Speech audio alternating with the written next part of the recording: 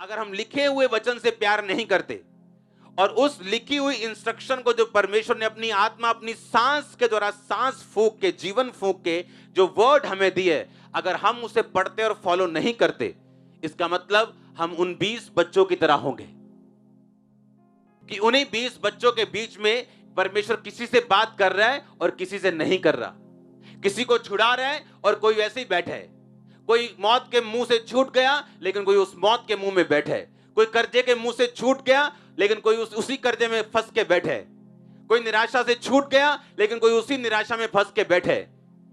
एक ही फर्क है दोनों में, एक ने वचन को सुना है और उसको फॉलो किया है और दूसरे ने सिर्फ सुना है, फॉलो नहीं किया। वो बैतलहम के लोग थे, परमेश्वर को जानने वाले, यहोवा को जानने वाले। क्या आपको ऐसा लगता है कि कोई यहोवा को प्यार करने वाला होगा और उसका बच्चा मार दिया जाएगा? आपको लगता है ऐसा?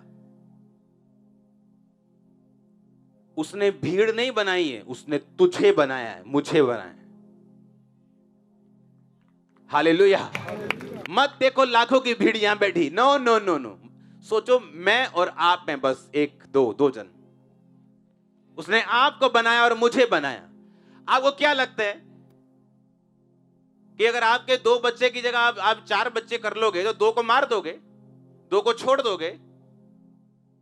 गरीब हो तो बंदा सोचता भी गरीब है जी, खाने के पैसे नहीं थे।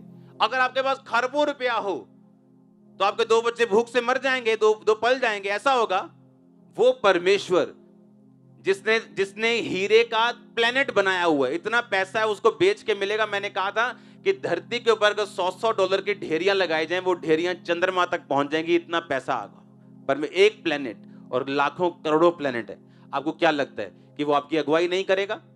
क्या लगता है आपको बचाएगा नहीं? लेकिन जब इंसान फेल हो जाता है उसकी इंस्ट्रक्शन को फॉलो करने के लिए, जो वर्ड सुना, जो वचन सुना, जो वचन पढ़ा, उसी को करने में हम फेल हो गए, फिर हम उसके डिवाइन प्रोटेक्शन को नहीं मांग सकते। हम नहीं कह सकते। बाइबल कहती है जो परम प्रधान के छाए हुए स्थान में बैठा रहे वो सर्वशक्तिमान की छाया में क्या पाएगा? लेकिन जो परम प्रधान के छाए हुए स्थान में बैठा रहे, मतलब यशब, बैठने का मतलब यशब इब्रानी भाषा में, मतलब अपने आप को उस स्थान पर जमाना, बैठ जाना, उसके छाए हुए स्थान पर, प्रेजेंस में अपने आप को जमा के रखना। अगर एक विश्वासी की कुर्सी आपको मिली है तो उससे उठना नहीं, परीक्षाओं में भी, सवालों में भी, क्योंकि शैतान सवाल उठाएगा आपके विश्वास को खत्म करने के लिए, और आपको उस कुर्सी पे बैठे रहना है, अड़े रहना है, खड़े रहना है। अगर एक बार फेल हो गए हो उसके वचन को पूरा करने में, दोबारा उठो, आप पास होंगे। फिर से उठो, गिव अप मत करो। मैंने कहा अगर एक बार फेल हो तो दोबारा करो, फिर से करो, फिर से करो, कोशिश करते रहो, आप पास होंगे, आप खड़े रहेंगे।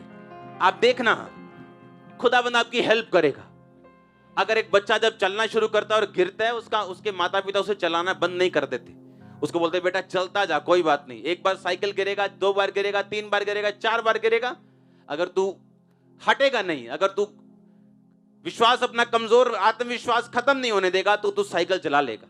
आप चला लेंगे, मुझे मालूम आप चल लेंगे। जिसने आपको अपना लहू मोल दे के खरीदा है ना, वो आपको ताकत दे देगा यीशु मसीह के नाम में। आमीन। किसी के साथ क्या हो रहा है, आपके विश्वास को ये नहीं हिलाएगा।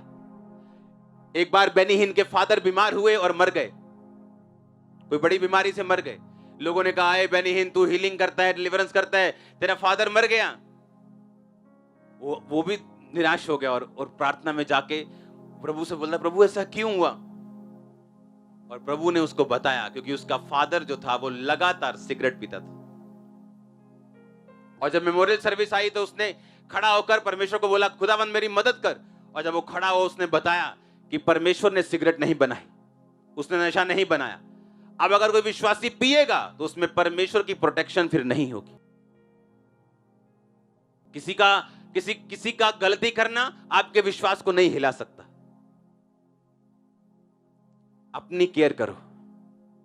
उस फाइट को जो आपके दिमाग में, उसे समझो, वो क्यों कर रहा है उसे भी समझो, उससे लड़ो, उससे जीतो, पांव रख के ऊपर आओ।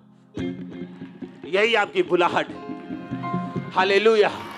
क्योंकि शैतान आपकी उस ग्रेट लाइफ को देखता है, उसे स्मेल आती, वो देख सकता है आपकी लाइफ क्या है, वो देख सकता है आप उसकी पकड़ से बाहर होंगे, वो देख सकता है आप एक चैनल होंगे हीलिंग का, डिलीवरेंस का, साल्वेशन का, उसे दिखता है।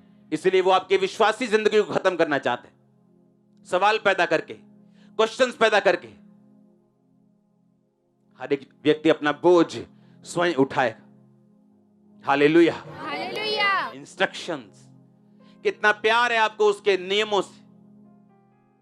उसने कहा मैं तेरे धर्ममय नियमों को दिन रात बोलूंगा, दिमाग में रखूंगा, इनसे प्यार करूंगा। तेरी सब बनाई विधियों से मैं प्यार करूंगा, तेरे वचनों से मैं प्यार करूंगा। ऐसा क्यों लिखा भजनकार ने 119 भजन संहिता में? बताइए क्यों लिखा? उसे मालूम था कि अगर मैं वचन पे चलूंगा तो मरूंगा नहीं, मैं वचन पे चलूंगा तो डरूंगा नहीं, वचन पे चलूंगा तो कर्जे में नहीं रहूंगा, वचन में चलूंगा तो बीमार नहीं रहूंगा। उसे मालूम था ये बात। Divine instructions. बोलो अपने पड़ोसी को, ईश्वरीय अगुवाई खुदावंद तेरी करे।